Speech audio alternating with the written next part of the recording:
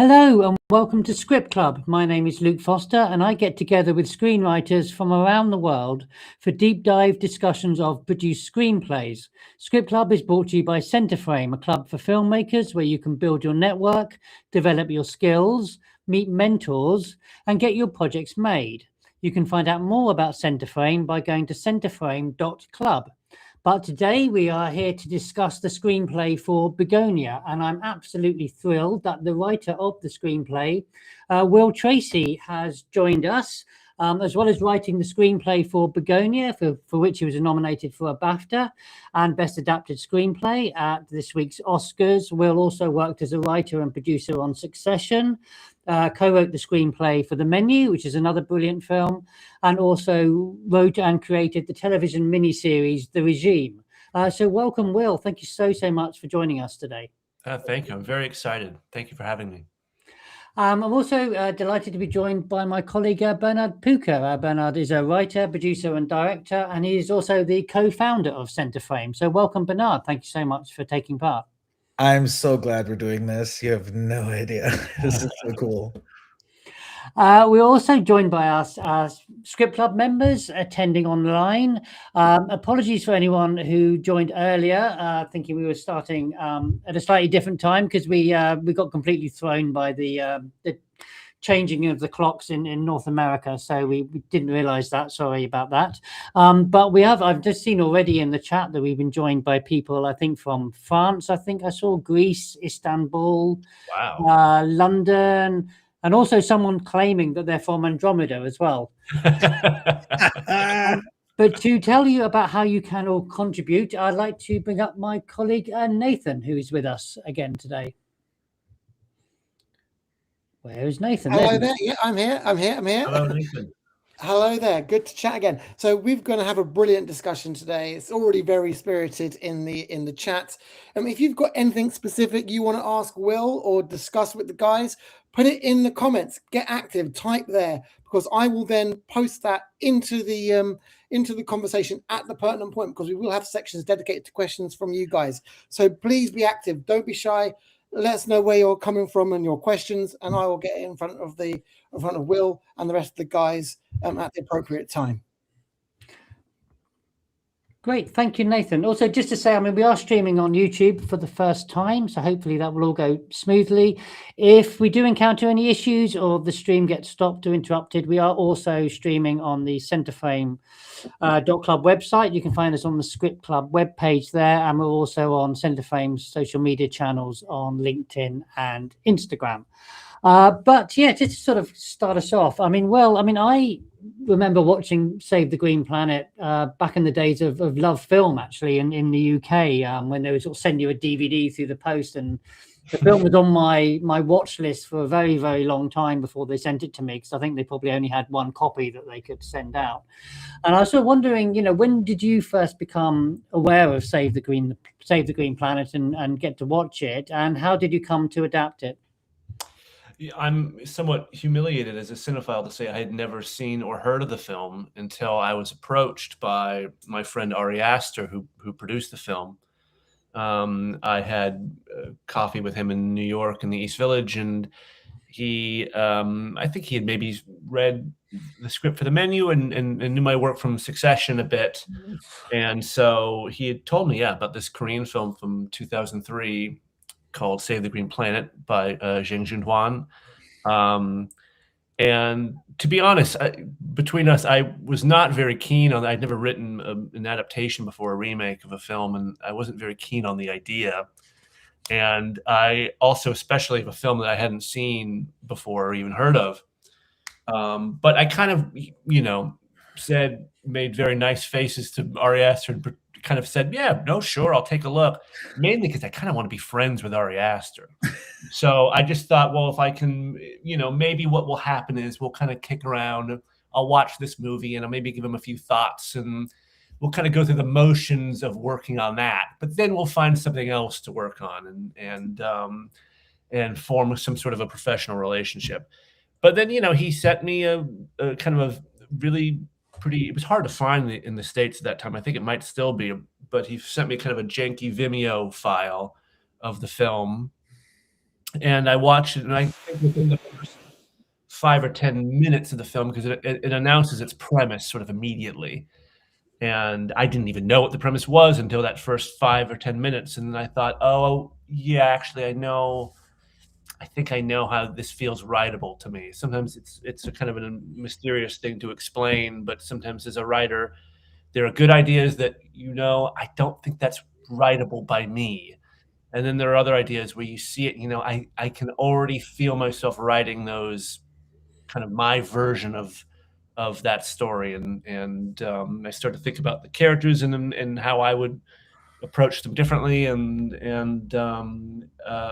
basically what I landed on was the original film it's kind of split between the house where the CEO, a male CEO in the film, has been kidnapped by a young man and his girlfriend.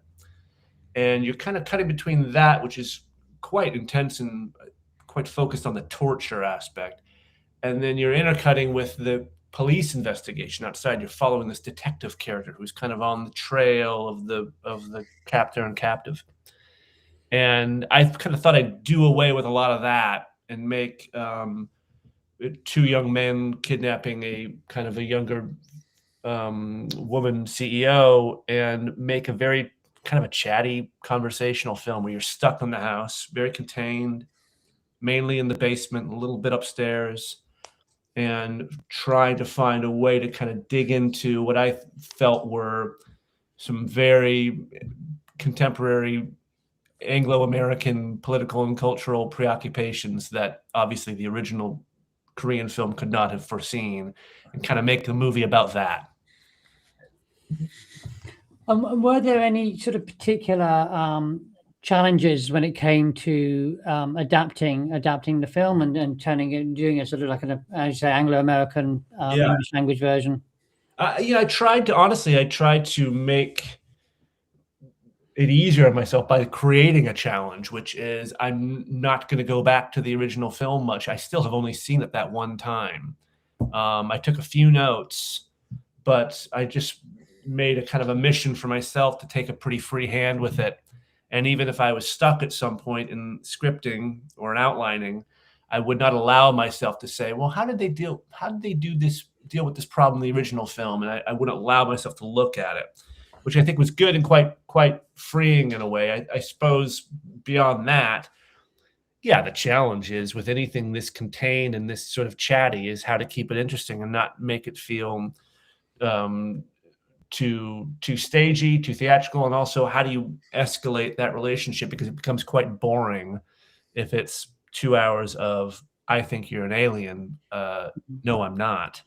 That's not very interesting unless you find ways to kind of deepen the relationship between captor and captive, complicate the relationship between, and make the kind of make not only the power balance between the two shift a bit, but also make the audience's sympathies shift a bit. I think naturally in a film like this, there's a kind of anything that's sort of a hostage film or a captive film, your sympathies are with the captive, right? Especially in this case, I've made the character kind of a younger woman and who's chained to a bed in a basement by two men who seem a little bit nuts.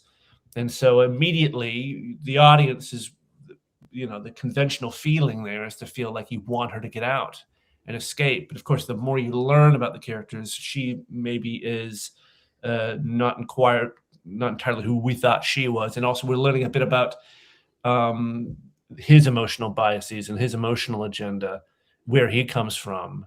And actually, maybe over time, feeling like not all the points he's making are entirely wrong.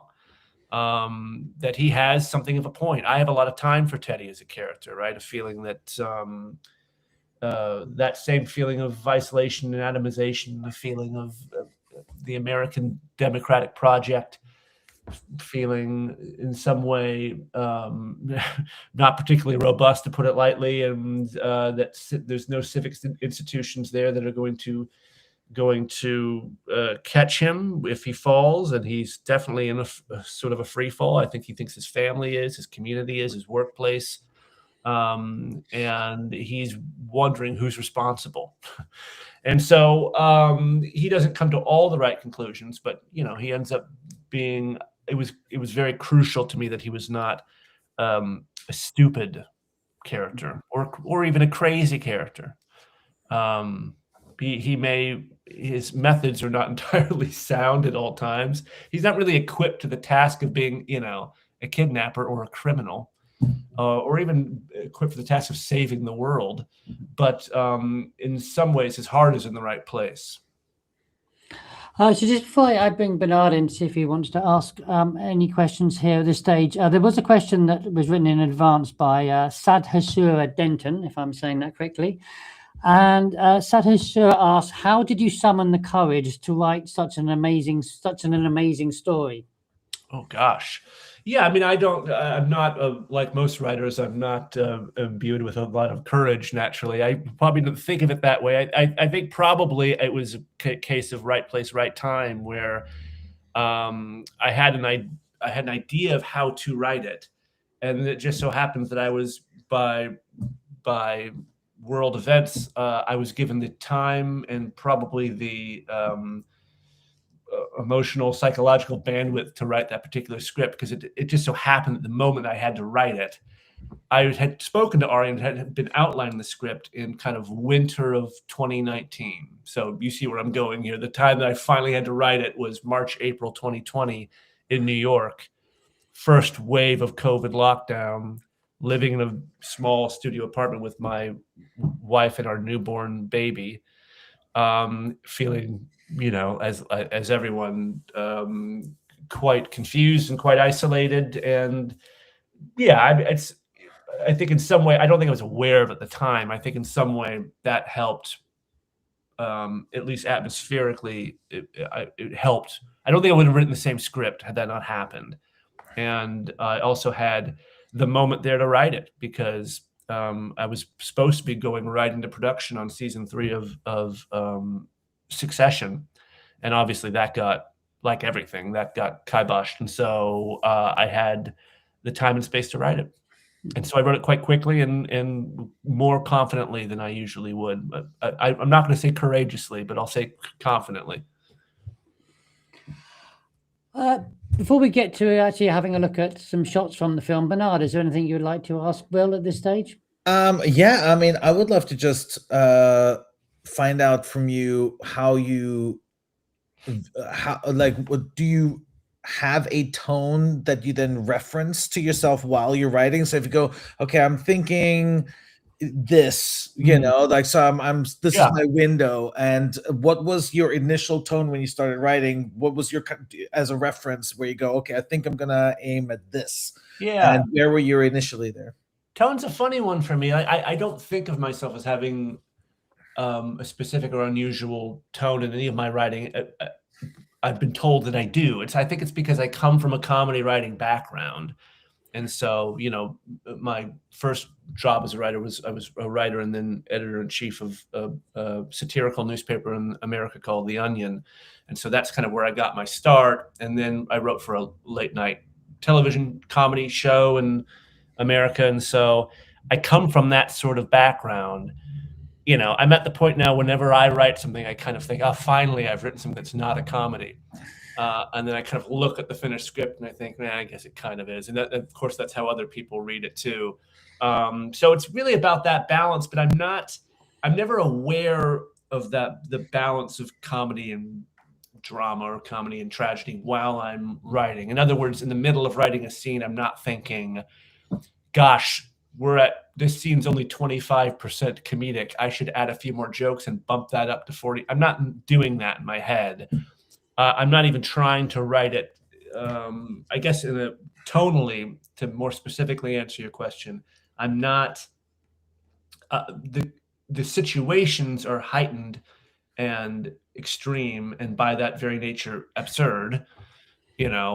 Someone chained to the basement whose head has been shaved and they're wearing white makeup, and they wake up and they say, "Where am I?" And this person says, "Well, we've cut your hair off so you don't contact your mothership." You immediately you're going to laugh at the situation, and also the tension and of the situation is funny. especially when you watch it with an audience. But the characters are not saying jokes, right? They don't think the situation is funny. They're taking the situation quite seriously. And my hope then is that, as a writer, and this is where tone, so much of it's not in your hands, really. You just hope that it's the director and the cast are also going to kind of play it straight where you need to, and be a bit funnier where you need to be, and that's really where the balance happens. Joe, I'd like to really just sort of take a look at the way that Teddy and Don and Michelle are all introduced. So yeah, I'd like to sort of show just a few shots really from the opening of the film. So if we could have a look at those now, that would be great. 1, 2. We are not steering the ship, Don. Oh, good job. This is from the start of the film, after we've met Teddy, a conspiracy theorist, and his younger cousin, Don. Teddy has told Don that after studying and observing, he's found something that has been caging and poisoning them, and is steering the ship. And it's up to them to stop it. So until the day comes, we clear the psychic cache, okay? No distractions, no gaming, no vape, no whacking it, no screens whatsoever except for research. You promise, Don? At the same time, we see Michelle waking up in her mansion and working out in the gym. We get a sense that as well as being rich, Michelle is strong, confident, and powerful. And if Teddy and Don are planning to do something to her, Michelle will be a formidable opponent. See? Yes, I mean, as I sort of mentioned there, I mean, even though we don't know at that stage that Teddy and Don are planning to kidnap Michelle, because of the way we kind of intercut between them and her, you kind of get the feeling that that's probably planning to do something like that. Mm-hmm. But also because of the contrast between them, you kind of get this feeling that they're completely ill-equipped to do whatever it is they're about to sort of try and do. So, I mean, when you were sort of trying to decide, what to show the characters doing when we first meet them, were you sort of wanting the audience to kind of think, oh, whatever they're planning, this is going to go kind of very badly? And did you ever sort of consider any other ways of opening the film at all? Well, in fact, in the first draft, it was structured a bit different. The sort of pieces that we just watched were all kind of there. But in my original, the first way early draft, long before even Yorgos came on, it had been structured where you're kind of with Teddy and Don, the two cousins, and you're with them for the full open of the film. And then sort of with all those scenes that you saw, all those pieces, and then at the end of that, we're kind of told what their plan is, what they think is happening, right? That they think this person is an alien, they're going to kidnap her and find her. And then, I think title comes up, and then we start after the title with Michelle's day as she begins her day, and we follow her into work, and we see her at work, we see her come home from work, and then she's kidnapped. That changed, the structure of that changed. Actually, I think this was a note from Yorgos. We kind of said, keep all those pieces the same dialogue and everything, but intercut it. So so I kind of rewrote it with that note in mind. And what I did in my rewrite, was to do what you see there. We're kind of moving between her starting her day and the guys in their training. We're not told exactly what they're training for.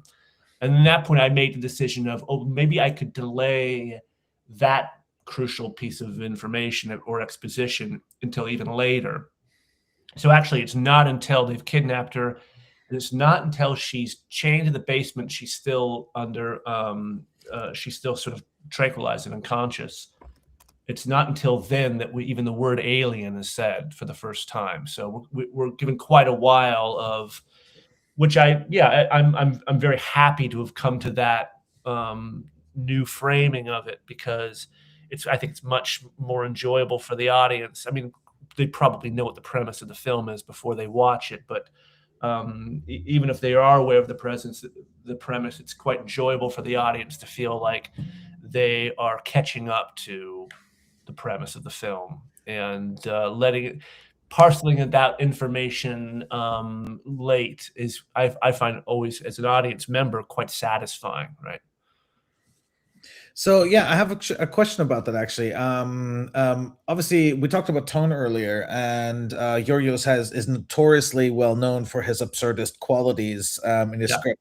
I was wondering, whatever sort of absurdist, sort of darkly comedic tones you had, how much did Yorgos bring in when he came in? How much did it get enhanced?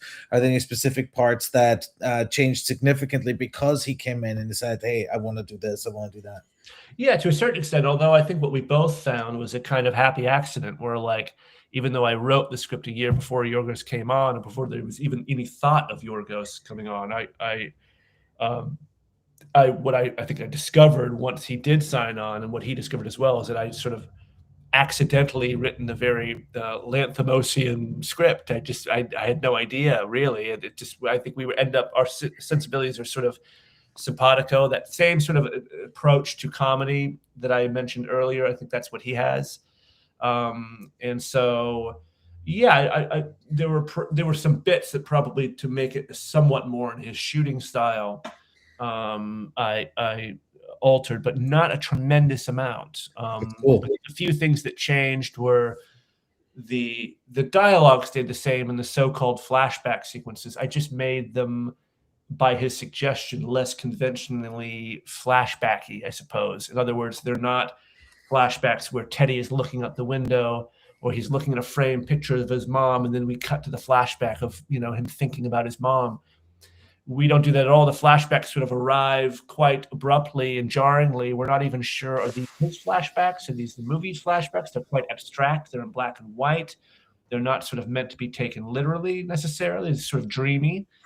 That's very much his influence. Even though the content and the dialogue of the flashbacks stayed the same, they're given kind of very Yorgos treatment.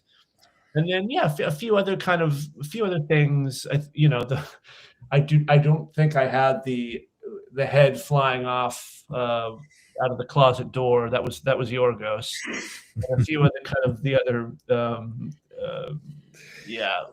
opulently violent touches were his. It's not necessarily my style, but I think worked great for the film. I was wondering if Nathan can come up, actually, because I see we've got a huge amount of questions and activity in the chat. So perhaps Nathan can come up and ask a couple of the questions that people have been asking. Yeah, so it's been spirited, I suppose, is the best way of saying it. We've got loads of questions. I think just for anyone watching, there's so many questions. I can't ask them all now, but we will have another window. But what I'm going to do is I'm going to prioritize the ones that are asking about the screenplay rather than maneuvering the industry for this section. So this one is from our good friend Bianca Roos. I actually pushed this onto the screen. My question for Will, were you more interested in questioning what's real or why people need a story about reality in order to act? Yeah, I think it's a sort of a conspiracy themed film, of which there have been many prior conspiracy type films. I felt that I had a responsibility at the time that I was writing it. We're seeing conspiracy theories and theorists becoming, I guess, more prevalent in our culture. I guess you could say more normalized, more part of the mainstream conversation. You've also seen how, at least in America, conspiracy theories, some of them, have been, I think, quite cynically co-opted by our current administration. And so I think there's therefore even more of a knee-jerk feeling amongst certain, well-meaning liberal types to say, well, anyone who is a conspiracy theorist is probably, again, either stupid or crazy or factionally aligned somewhere. They're either extreme right-wing or extreme left-wing. And also thinking a bit about how, when oftentimes in America, at least, when something happens, when there's a mass shooting, that seems like it could be politically motivated or ideologically motivated, or some sort of domestic terror event or something like this, you see what happens right online. There's this immediate rush, at least in America, to kind of put that person, the suspect, in some sort of a box, right? Oh, that's one of theirs. That's one of those bad people from the other side of the cultural divide. You know, that's one of those bad right-wing people, or that's one of those bad Antifa people, whatever it is. And then, of course, what happens is in almost all cases, the truth comes out about who this person is, and the truth is completely muddled. And like most people, there's sort of, whoever this person is, there's sort of a mix of many different things. There's sort of, yeah, they kind of have, you know, an Antifa badge that they wear on their jacket, but then they're kind of a registered Republican. And then, yeah, they're kind of pro-gun rights, but then they identify as non-binary. It's all over the place, right? It's not a coherent, because most people really aren't coherent politically or culturally in the way that we want them to be when we write these stories, you know, and when we argue with each other online. And so it was just important to me that Teddy was someone who didn't align with any one particular ideology in that way, and his conception of reality, to get back to the question, is he's someone who he's been given an official story for why his life is the way it is and what has immiserated his community and his workplace and the country and the world. And he tried to find many different explanations for that by joining different factions, and then eventually had to create his own story.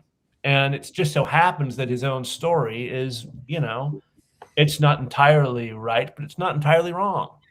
And so I wanted to be approach him with that kind of empathy. Good answer. I've got there's 2 or 3 questions here that are kind of asking the same thing, guys. So I'm just going to go with this one from Coco Sophie X, which I think is the most succinctly sort of articulated. How much did the story change from treatment to script? Had you figured out all the twists before you started writing the screenplay? Yeah, so a number of the kind of twists or reveals, or at least sort of, I guess the big one is it's in the original film. It's treated quite differently, and the sort of denouement of Bugonia is quite different from that of the original film. But yeah, a lot of those were kind of there in the structure. Those are sort of the things that I took, you know, and then wrote completely new scenes and characters and dialogue around those turns. And really, I think my mission as a writer, I felt, was I was quite worried about the twists in a way. I didn't want this to be one of those films, of which I think there are many, where the film becomes all about the twist. It's like a little wind-up toy that an hour and a half in does a twist, and then once the toy does that, it doesn't really do anything else, and there's no reason to see the film again. So what I tried to do was I knew that tentpole was there waiting for me somewhere in the third act.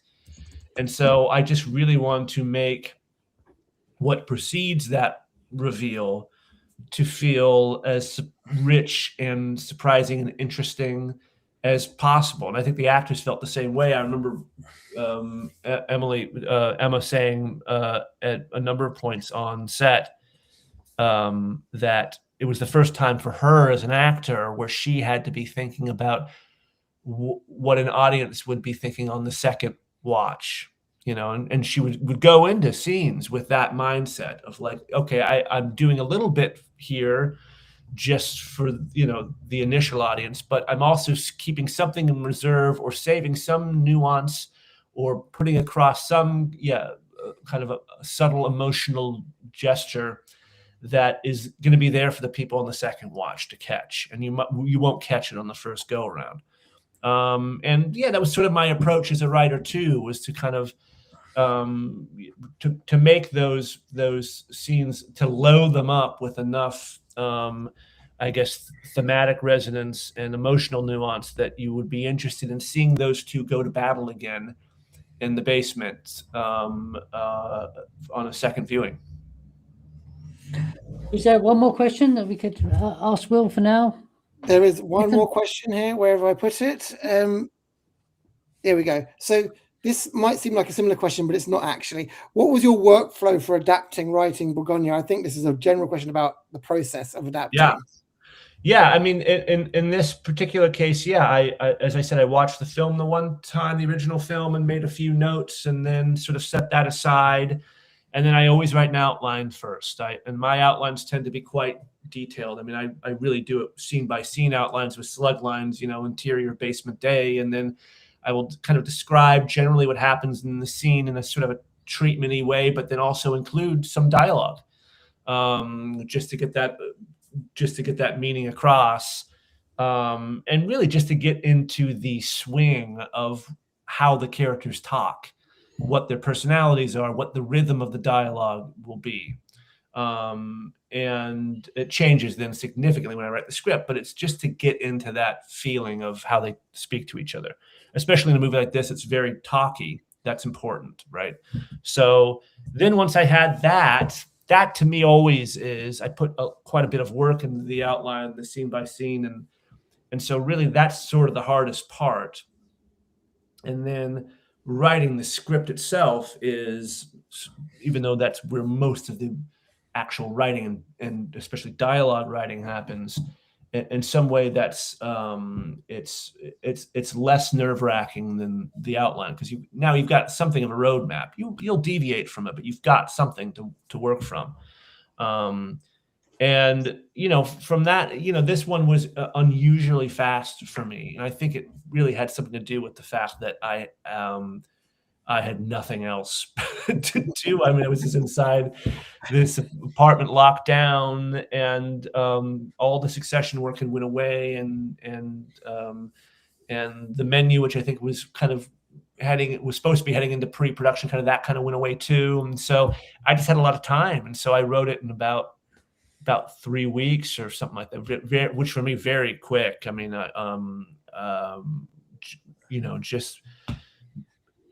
Usually I would take, half a year to write a script or more. So it was just a fast one. And also I do think I locked into something where I felt, I think it's a movie that's very contained like this. It also has a ticking clock attached to it. And just as advice, that can sometimes be, especially for a first time script, that can be very useful to have the constraints actually of, no, it's in these few locations and it's only going to take place over, in the case of the menu, it's one evening. In the case of this film, it's sort of not even a week. And so that gives you a little bit of momentum, story drive momentum, and it keeps the rope from going slack a little bit, because this car's moving, and so we don't have time to cut to, let's see what's happening in Cairo, Egypt right now, or 1 year later. There's no time for that. We are on a track, and that can be very helpful, I think. Thank you. Great. Thank you, Nathan, for coming up. And please keep some questions coming in. And although we've had quite an awful lot already, I see. And we'll bring you up very shortly. But I'd like to move on, really, and just look at just some more shots from the film, and look at a sequence that takes place just a little later on. If we could just sort of show those now, that would be great. Please, Don, we don't have much time. They're going to break in here at any minute, and then I won't be able to help you. Come on. This is from later in the film. After Teddy and Don have managed to kidnap Michelle and are keeping her captive in Teddy's basement, Teddy is convinced that Michelle is an alien and wants to be taken to her ship to negotiate her species' withdrawal from Earth. Casey, a police officer who babysat Teddy when he was younger, has arrived, investigating Michelle's disappearance. While Casey is upstairs with Teddy, Michelle tries to convince Don to let her go. Where do you want to go, Don? We can go there. I'll take you there. If you are an alien, will you help me? Don, that's enough of that. Please, you know I'm not an alien. You know that. But if you are, would you take me with you? But just as it looks like Don is about to free her, he kills himself, and Teddy has to kill Casey before he discovers Michelle in the basement. So I must admit, I mean, this Don's death took me completely by surprise when I read the script first before I watched the film, and I think quite a few other people, when you talked to them about it, said the same thing, really, because I think, as I was sort of mentioning there, the focus in that scene really seems to be on whether or not Casey's going to come and find Michelle in the basement, or is she gonna get out and convince Don to let her go, and then Casey will find her that way. And you're sort of focusing on that, and the last thing you're expecting is Don to sort of shoot himself. And also, I don't know if this was the intention, but I kind of felt almost like he was represented the audience a little bit in the film, sort of Don, because okay, even if Michelle's not an alien, she's still the CEO of a bit of an evil corporation, and Teddy, at least at that stage, seemed like it could be a bit crazy, whereas Don's sort of the innocent one, and you relate to him a little bit more and learn about this world that Teddy seems to have discovered through him. So he's kind of the last person you expect to die. And I wanted to ask, I mean, I know you sort of mentioned some of the differences between the original film, and I think the Don character was quite a significant difference, I think, really, because in the original film, the protagonist just has a girlfriend who helps him out a little bit initially, and then she leaves and she sort of comes back a bit later and dies at the end. And so, why was it important to you to sort of create this new character of Don? And also, why did you feel it was important for the story that he died at this moment? Yeah, so my conception of the character, I don't know, sometimes these things just come to you. I just thought I pictured two young men, and I was picturing a little bit, the jumping off point was thinking about Pacino and Cazale's characters in Dog Day Afternoon, and that there's one who is a bit more forceful and competent, and the other is really not equipped for this, but they have been sort of brought into it by the force of personality of their partner.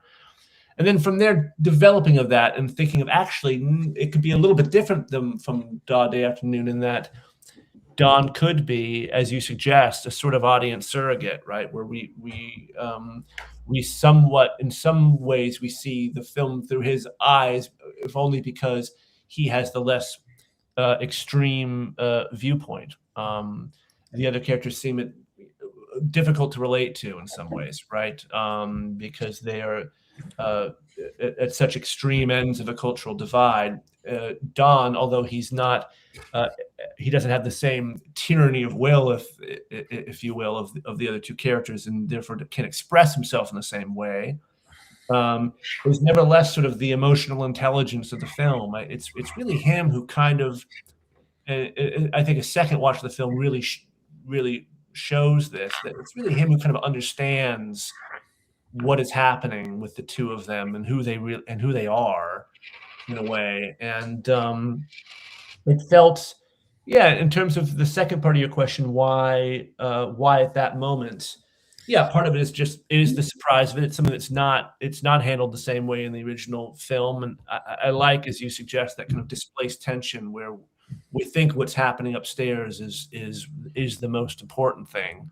And it is important, but really what's happening downstairs is you're watching someone kind of reach, who's caught in the middle of these two warring beasts who are not able to reconcile their worldviews at all, and feeling quite hopeless and quite helpless in that moment. I think he kind of sees the futility of the effort.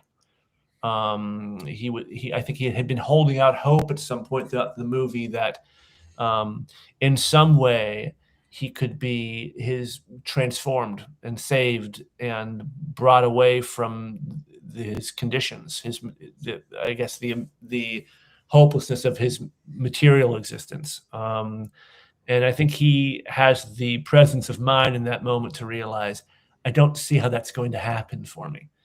And yeah, it is a sort of, I think you need something also at that moment to animate Teddy into a kind of a new stage of desperation and urgency and sadness. Bernard, what did you like about this particular sequence or find interesting about it? And did you have any question about it for Will? I think the interesting choice here. I mean, I didn't see obviously the suicide coming, but I found that actually the interesting choice was the relationship between Teddy and the police officer, Yeah. and their really complicated past, which crazily enough you understand immediately Mhm. the moment you meet them together for the first time. I was like, oh my god, is he an abuser? Like, and I got that immediately from the very first time I saw them. Oh, good. And I was like, that's an interesting choice. It's a really, and it also what's great about that is that I find that makes you feel sorry for a guy who's not doing a good thing right now. That's right. You know what I mean? It creates a level of empathy that you don't normally get to have if you're a kidnapper. That's right. Yeah. I thought that was a really interesting choice, and it makes me forgive him killing the cop at that point. Yeah, we have a sense throughout the film that this is someone who's been like properly abused by the system, by big pharma, and by big tech, and by capitalism generally. But and he was hurt a long time ago. That's right. But and things that have happened in his family, you're kind of aware of that. I think it seemed important that there should be something that a more visceral evidence of abuse, right? Which is, but to not present it in a kind of a melodramatic or an overly sentimentalized way. It's something that he has just obviously internalized and processed in some way. Maybe not necessarily a healthy way, but it's in there. It's not a big emotion. I think in some ways the policeman wants it to be a big emotional moment of sort of like atonement. Well, he clearly wants forgiveness. He wants forgiveness. I mean, the cop definitely wants forgiveness. That's right. And Teddy doesn't want to get into it, which to me is the more. I just am. I've have no firsthand experience with something like that, but having done a bit of research and just a sense of how the world works, I bet you that's a lot of those moments when they happen, when the abuser and the abused years later get together in a room, that it's probably closer to that there's someone who wants to get into it and someone who doesn't. And oftentimes the person who doesn't is not necessarily the abused or the abuser. Sometimes it's the person who's been abused that really doesn't want to get into it. It's also an interesting thing in that sense that the power dynamics stayed the same. That at the time he was clearly the older teenager and was at home, blah blah, but now he's the cop and he's just the guy, and so you have exactly the same power dynamics between these two characters, and one person has no choice but to just give in to this person who wants to. So it stayed exactly the same, and there was no until he was able to take the shovel to him, and that's right. And it's a credit to the actors, Stavros Halkias, who's a really great American comedian and actor, that he has such a although he's quite unctuous and creepy in the film, he also has this innate kind of cuddly likability, which I think is used very effectively by Yorgos in the film, where you kind of feel like, you kind of like the guy, but you don't. Yeah, it's totally true. It's an abuse of power in both ways. Right. It's interesting that he's a cop then in that sense as well.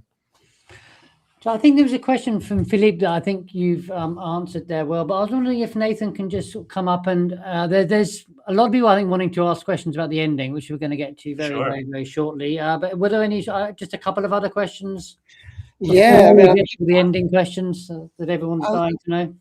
I'm keeping tabs on lots of questions here. It's I mean, I think you've answered Philippe's question there. I hope you agree, Philippe. Here's an interest. Well, this one's about the ending. Actually, you don't want ending ones yet, do you? No, we'll do the ending in a minute. We're just going to look at that in a very short. This is a question I liked actually. So it's more about the writing again. how much should action lines, this meant to be blueprints for the director/actor versus poetic? Michelle gazes out the window at the cosmos. Somewhere out there is Earth, and it's 7.5 billion humans. Obviously, this would be what you might call an unfilmable, but they definitely adds poetry and texture. How do you rationalize it? Yeah, I mean, it's some of it is it's there for as you a screenplay is it's not a movie, right? It's just pieces of paper. It's a living document, and it's what you're really trying to do with a screenplay that you're not directing yourself is you're trying to convince a reader that this could be a good movie. And so a lot of those sometimes moments like that are just meant to convey a sense of what a sense of, I guess, thematic resonance for the reader. But a lot of this stuff, I think the actors take that in. You don't want to overprescribe to an actor or to a director for that matter, how a scene should be interpreted necessarily. That's sort of their job. But there are moments where that's, I think, it's enough for the actor to get from that. Even if you don't film her gazing at a window at the cosmos, it's not filmed exactly that way. And what this is meant to convey is that she's been on the earth for a long time and in some ways became human, and took on the qualities, not necessarily all the good qualities of a human too. I mean, she says at one point in the film, the more time I spent amongst you, the more I kind of became the type of human being I never wanted to become. A sort of entitled, imperious corporate animal. She sort of became that. The worst parts of us, really. But by doing so, and I think in some way also kind of came away with some sort of feeling or empathy for the human condition. And so that's when she's having that moment of, do I pull the plug on this species or not? That's what she's meant to be thinking about. And so that's really what that line is conveying emotionally, but you don't have to actually film it that way, right? But then there are other things. I'm quite happy that, with certain stage directions, I described sort of things that she might have in her office. And I said, frame photos with David Geffen and Michelle Obama, whatever. And sure enough, when I showed up to set and I was walking around set and I looked at her desk, oh my God, there they framed photo of her with David Geffen and Michelle Obama. So, they're paying attention, not just the director, but, art director and set deck and costume designers, they're paying attention to that stuff. And Yorgos obviously will tell them what, not to chase chase certain things down if he feels it's not correct, but they're definitely paying attention. I'll just give one or two more questions, Luke, or do you We've want got one more question, and then I think we should get to the ending, because I've said a lot of people wanting to talk about that. I think Amelia here means unreliable, like characters rather than narrators, but maybe she does mean narrators. How do you write unreliable characters like Teddy?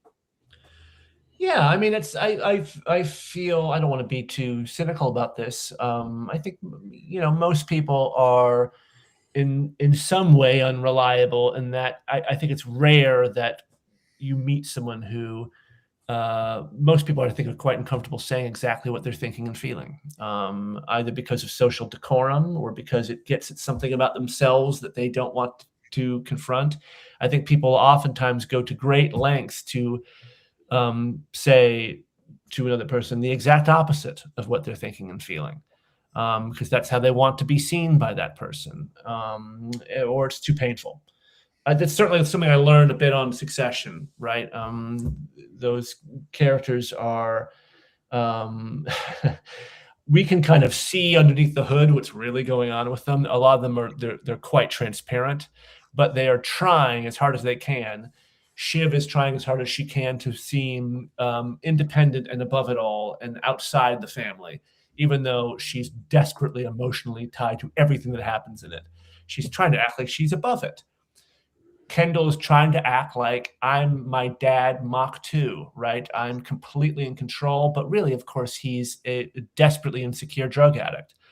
And then Roman tries to act like it's all a big fucking joke, right? And I'm making these jokes because I don't really care and I'm above it all. and it's all ridiculous. But really, the joke is it's a defense mechanism to hide from the fact that he's terrified and he wants this. He wants the love of his dad, and he wants his family to stay together. So I learned from that show that's much more interesting to have your characters, I guess, in that way, be unreliable in how they express their emotions. And I think that's certainly true here. I mean, Teddy, from the outset, it's very clear, this is what I'm doing, and this is why I'm doing it. And it only becomes clear throughout the movie that actually there's quite a complicated emotional family dynamic that is behind underlying a lot of his actions. Great, thank you. So I think we should just have a little look at a few shots from the ending now, since we have quite a lot of questions about that. So yeah, this is just towards the end of the film now. We're going to have a look at a few little moments from. So if we could have a look at those now, that would be great.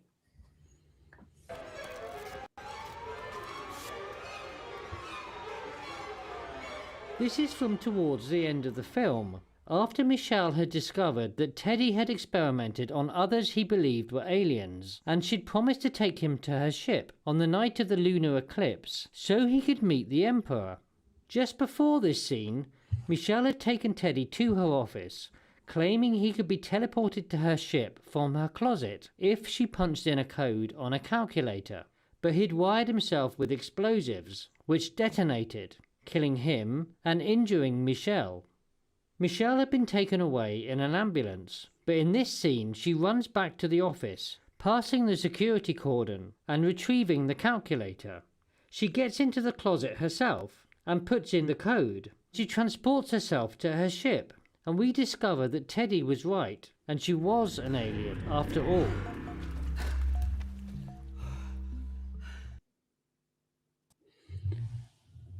When I read the script before I watched the film, and when I was reading the script, even sort of towards the end there, when she got Teddy to go into the closet and she's punching the code in the calculator, she still felt to me like she was kind of stringing him along a little bit. And it was only really when that little bit we saw and she sort of runs out of the ambulance, then you start to think then, oh, she really was an alien.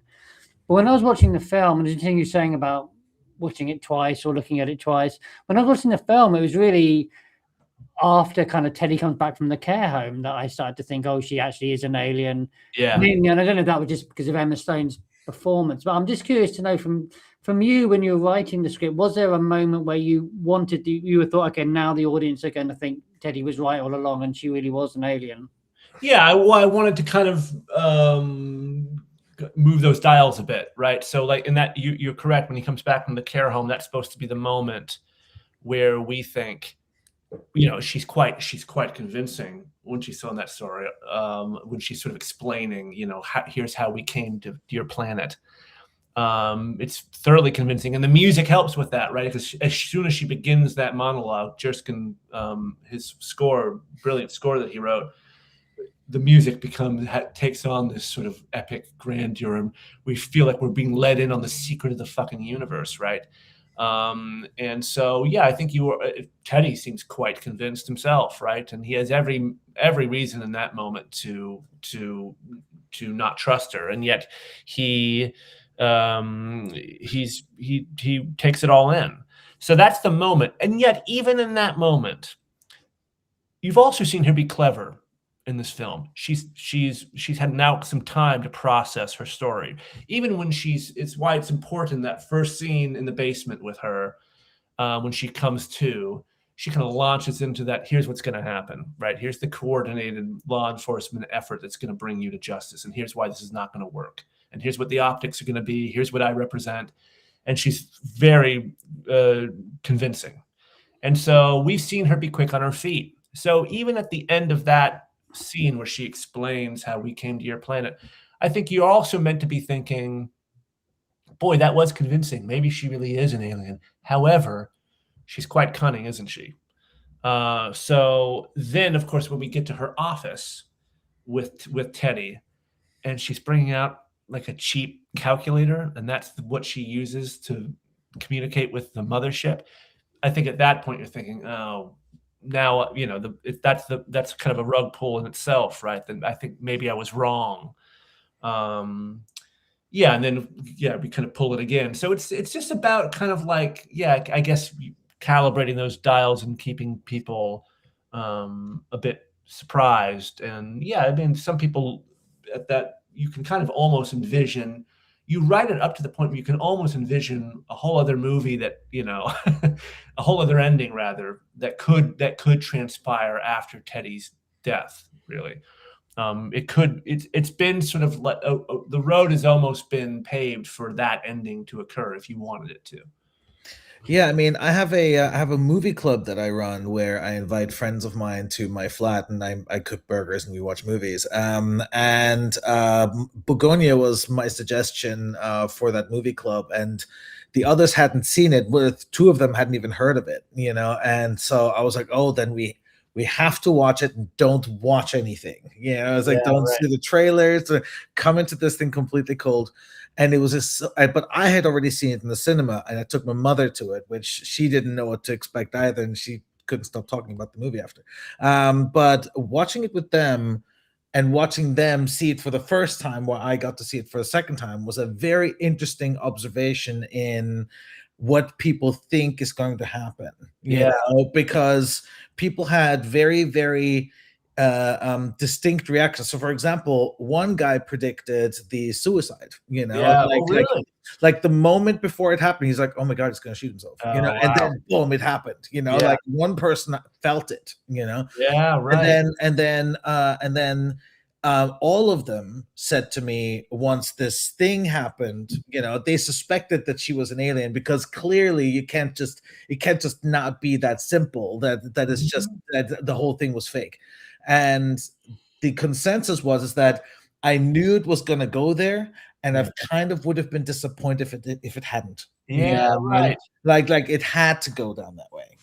And but what they didn't know is how far it would go. Right. And I think that's what excited them. The fact that it was not just, okay, this is an alien ship, but first of all, it was 100% true. Like, he was right about everything. Yeah. And it's a flat Earth.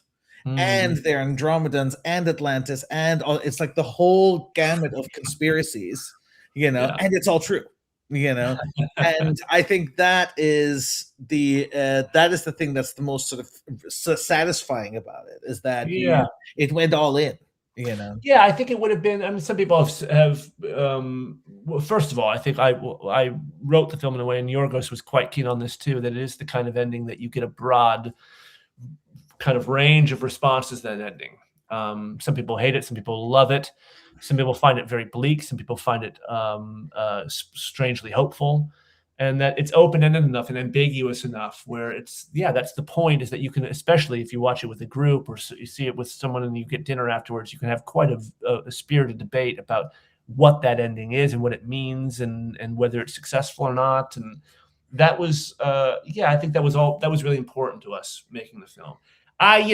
Some people have expressed that they maybe would have liked it more if she had, if she wasn't an alien at the end of the film. For me, it's sort of like, then it becomes quite a small, in some ways even nastier little movie about a really clever CEO who tricks an idiot. And that just didn't do a lot of justice to Teddy and what he was feeling and what he was thinking, to his own intellect and to his own kind of crisis. It felt that would feel it would be very disrespectful in some ways, and also not true to his character to have him be so wrong. So I didn't want to go that way with it. And then in terms of kind of the ultimate ending of the film, it was important to have an ending that felt like, at no point do we say that her character does the right thing, right? We don't endorse the fact that she decides to pull the plug on the human race, right? Personally, as a human, I think that she shouldn't. That might just be my human biological imperative. That's up to everyone to decide. But then what we wanted was an ending that sort of strangely, it could be bleak or hopeful, and almost your interpretation of the ending says more about where you're at that moment than what anything that the film is telling you to think. So, you know, for me, I think of the ending as being, yeah, I mean, a bleak ending to me. I've said this before, but like a bleak ending to me is a film that's purporting to show you the world as it really is, and then shows you an ending that says, well, that's how it is, and there's nothing we can do about it. Obviously, what happens at the end of Bugonia has not happened, and I don't think will happen. So abstractly, it allows the viewer to think a little bit about, okay, you know, what is our relationship to each other and to information and to our planet and how we treat it and how we treat each other. And you, in these tableau of these people, these sort of still lifes, if you will, you kind of get to see a little bit about everything that makes us odd and banal, but also interesting and a little bit funny, and what makes us wonderful, what makes us awful.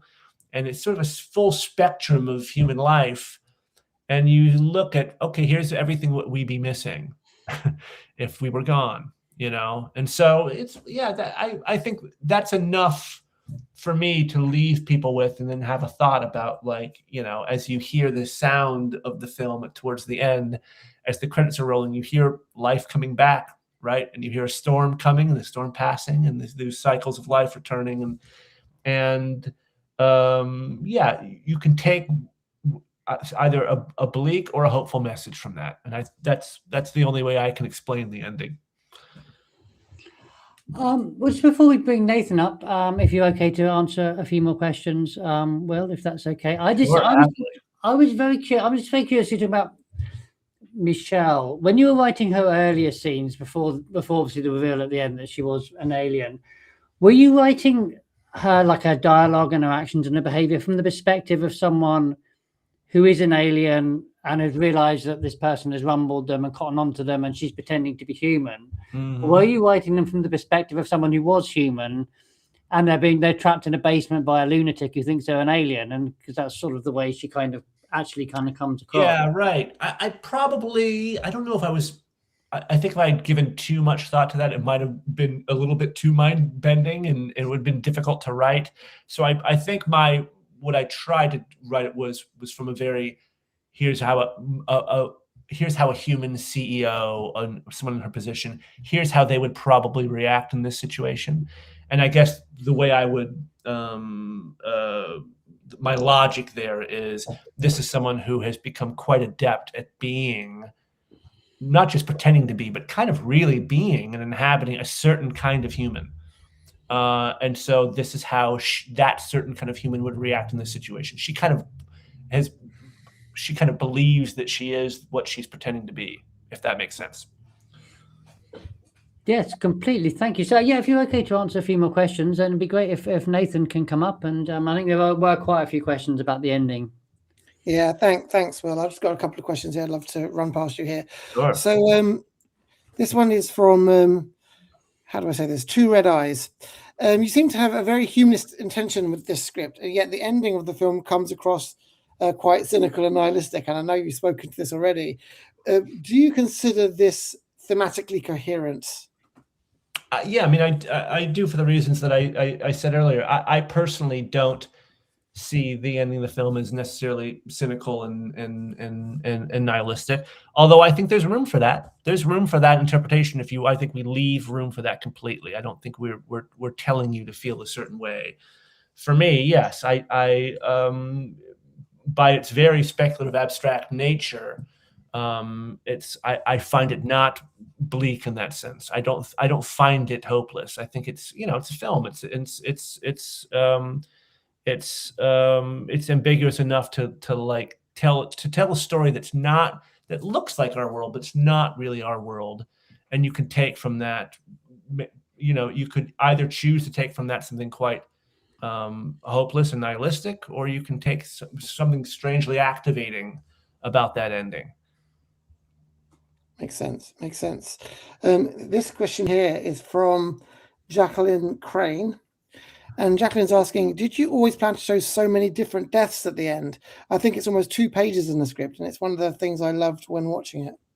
Yeah, I think originally I had it. It was always, it's in the script. I had it sort of a much shorter, much less colorful montage of banal deaths around the world. I think what I wanted to avoid was sort of, now we go around the world. Let's see some dead people in front of the pyramids, and here's a dead person in front of the Eiffel Tower, but you wanted to get a sense of, so I want to choose these sort of banal moments of, us at our kind of strangest and loveliest or whatever, when we're not screaming at each other. And once Yorgos came on, that became greatly expanded. It's one of those ideas that once you start to think of more examples, you can kind of keep going forever. And so, it kept building and building and building. Oh, what about a couple that's sort of in mid-coitus? And what about a bridal shower? And what about, so it kind of keeps moving like that and keeps growing. And as it grows, then it starts to kind of more cohere, becomes more, to answer the last questioner's question, it becomes a bit more thematically coherent. Once it becomes kind of a full kind of panoramic look at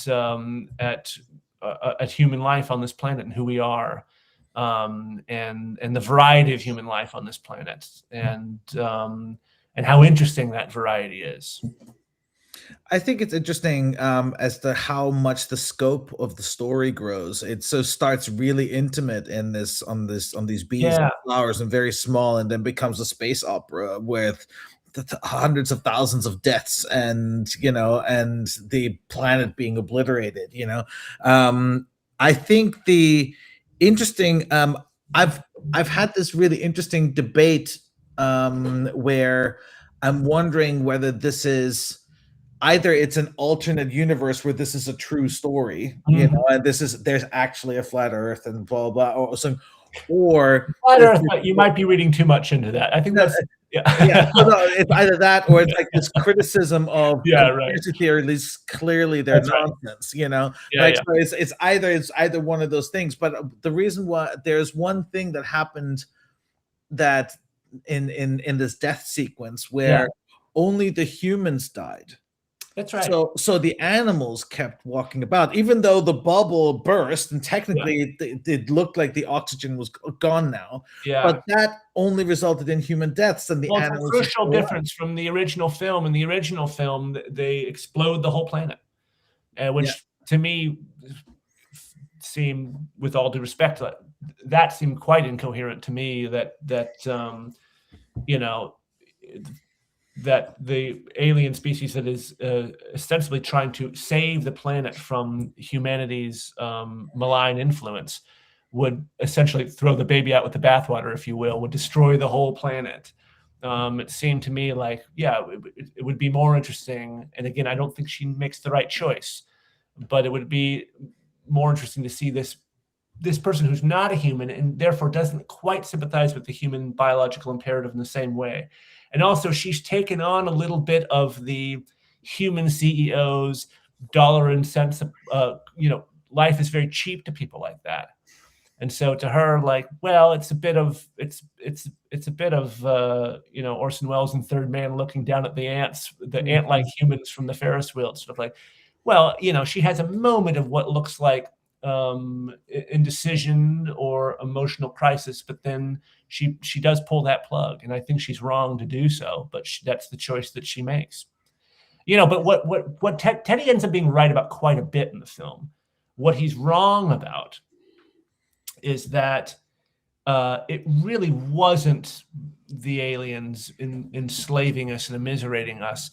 We kind of did that to ourselves a bit. And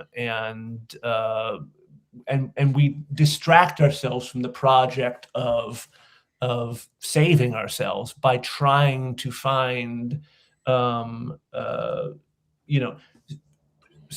supernatural power that is doing this to us, rather than we're doing a lot of this to ourselves. I'd like to ask a very quick question, if I may, just a very quick one. In the scene where Teddy runs into the wardrobe and blows himself up, Michelle ends up seemingly concussed. She takes a nasty hit to the head in that scene. And was that an intentional writing ploy to give yourself a kind of, is this even a reality in this last section of the film. Oh, I see. No, in fact, that I didn't originally. That was something Yorgos came up with, the head flying that would hit her. That was, I think I had done it originally where she's just maybe knocked out by the explosion, or actually even earlier drafts of the script. I think in the early first couple drafts, it was more like a SWAT team descends, and I think a sniper takes him out through the window or something like that. He doesn't even go in the closet. But I think we like the idea of he goes in the closet, the bomb goes off, and it's left still ambiguous. That's a bit of narrative ambiguity. Like, what did happen there? Was it, as they say in the ambulance later, a kind of, it's a poorly rigged explosive and it's sort of human error? Or was that somehow manipulated from up above, right? We don't, that's left a little bit unsaid. Did we do it to ourselves, related to the larger theme? Did they do it to us, or did we do it to ourselves? And so, but in terms of, her getting knocked out, no, I wasn't trying to bake in the idea that, like, oh, perhaps we can see the rest of the film as some sort of dream or hallucination, or any other kind of like narrative out. I think I did want to get her, though, from that office into the ambulance, and where she's kind of can come to her senses a bit. Were there any final questions there, Nathan, you wanted to bring up before we let Will go? There's some. Okay, so how about this question from our good friend Tom Bailey? Right, how consciously do you work in satire? Do you research specifically, or is it just what you've picked up by engaging with culture? I think part of it is probably just muscle memory of that. So much of what I've worked on before, and maybe I'm attracted to stories about, I guess, power and control, who has it and who doesn't. Those things interest me a bit, and those lend themselves, and the situations I write lend themselves to a kind of satirical thrust. I'm always kind of, as a comedy writer, this might sound counterintuitive to non-comedy writers, but satire is always a little bit of a dirty word in the comedy writing community. Satire always feels like code for comedy, high-minded comedy that's not funny. So basically, like highfalutin attempts at comedy, but like, where are the jokes? So I've always had kind of a complicated relationship with the word satire. I've now come to accept that it's clearly an element of what I do, and that there's, it's like anything. There's good satire and there's bad satire, and you hope to make the good kind. But no, I'm not too conscious of it while I'm writing. I think maybe it's just a case of that's just a bit of my voice, and that I kind of gravitate towards the situations that I find writable, tend to have some kind of satirical layer or vein. Amazing. Thank you. Great. Well, thank you so much, Nathan, for coming up, and thank you for everyone for sending in their questions. And these were great questions. Very wonderful questions. Thank you all. Just one final question then, Will. I just wanted to ask you, was there anything, having written the screenplay for Bugonia, that you would now maybe look to apply to one of your next projects moving forward? Yeah, if anything, it might somewhat be not the opposite exactly, but I've written a few things that are in, look, I think Bugonia is quite different in many ways than The Menu, which is quite different from some episodes that I wrote on Succession, but there's also some commonalities. And as a writer, I think, you try to adapt and grow and evolve. And so if anything, I'd want to do something that's, whatever I do next would be very different in some ways. Yeah. We'll see if I can accomplish that. Great. Well, the industry has sort of a way of typecasting you. So, yeah, that's right. Exactly. You've done this, do another one, That's right. Great. Well, thank you so much. So our next script club is going to be on April the 24th, and we have another Oscar-nominated screenwriter who will be joining us, as Meg LaFoe is going to come on and talk about the screenplay for Inside Out #2. So I hope people will join us for that. But for now, Will, thank you so much for coming on and being so generous with your time and with your answers. These are great questions, and also I should just say this: I've done a number of interviews lately. This is beautifully produced. No, really, it looks great, and the inclusion of the clips is great, and the inclusion of questions from people watching it live it's just really been a pleasure. So thank you guys. Thank you so much. That's very kind of you to say. And yes, and good luck on Sunday. We'll all be reconvening. Yeah, I don't hold out hope. But thank all you. fingers and thumbs. Yeah, right. And Thank you guys. Appreciate it. Thank you. And thank you, Bernard, also for coming up and joining us today. I'm super glad this happened, because obviously it was my idea, suggestion, and then when you said yes, it was like yes. It's my favorite film of the year. So I'm so glad that this is happening, and I'll be watching, all fingers crossed, on Sundays. Oh, great. Well, hope to chat again soon sometime. Thanks, guys. Bye-bye. Thank you very much. Thank you, Will. Thank you. And yes, thank you also just to Nathan for coming up and letting us know what people were saying, and also for Luis, who is our back-end producer, who's doing everything behind the curtain. Thanks to everyone for watching and for all your comments and questions, and I hope you'll join us for our next script club on April the 24th. Until then, thank you very much and good night.